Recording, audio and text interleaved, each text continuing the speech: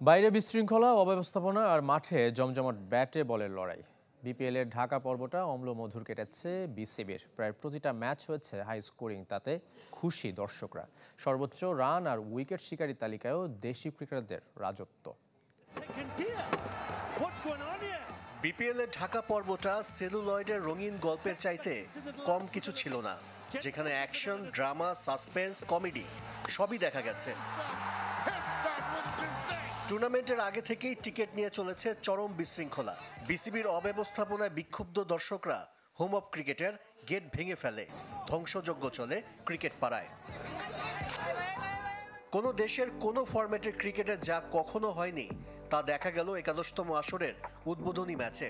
Practice jersey পরে toss করতে আসেন দুর্বার রাজশাহীর অধিনায়ক এনামুল হক বিজয়। একই দিনে রংপুর ঢাকা ম্যাচে ফ্লাডলাইট বন্ধ হয়ে গেলে কিছু সময়ের জন্য খেলাও থমকে যায়। কানাডিয়ান মডেল রিয়াশা সাগর আর মেন্টর হিসেবে শহীদ আফ্রিদিকে এনে চমক দেখানো চিটাগং কিংস নিজ দলের ক্রিকেটারদের প্রতি উদাসীন। মোহাম্মদ মিথুন, নাইম ইসলামরা ব্যক্তিগত হেলমেটে নীল কাপড় বেঁধে খেলতে নামেন, অথচ হেলমেট, প্যাড, গ্লাভস এসব সরঞ্জাম আসর শুরুর আগেই দল থেকে দেবার নিয়ম। তবে মাঠের ক্রিকেট হয়েছে জমজমাট, প্রায় প্রতি ম্যাচই হাই স্কোরিং। রাজশাহীর 197 রান তাড়া করে বরিশালের জয়, বিপিএলের দ্রুততম হাফ সেঞ্চুরি, একদিনে 2 সেঞ্চুরি, 7 উইকেট নিয়ে তাসকিনের ইতিহাস অনেক রেকর্ডের সাক্ষী ঢাকার প্রথম পর্ব।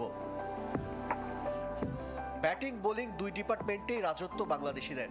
ব্যাট হাতে সবচেয়ে বেশি রান এনামুল হক বিজয়ের, 3 ম্যাচে করেছেন 146। এক ম্যাচ কম খেলে 141 রান নিয়ে 2 নম্বরে উসমান খান, 3-এ থিসারা পেরেরা, 4 আর 5 নম্বরে ইয়াসির আলী ও সাইফ হাসান। বল হাতে তাসকিনের ধারে কাছে কেউ নেই। 3 ম্যাচে নিয়েছেন 12 উইকেট, 7 উইকেট নিয়ে 2-এ খুশদিল শাহ। নাহিদ রানা ও আবু হায়দার রনি সমান 6টি করে উইকেট নিয়ে 3 ও 4 নম্বরে, 5 উইকেট নিয়ে 5 নম্বরে আলিস আল ইসলাম। এবার সিলেট পর্বের অপেক্ষা। সুরমা পারে আর কি চমক দেখাবে বিপিএলের এবারের আসর? আশরিক রুদ্র, চ্যানেল 24।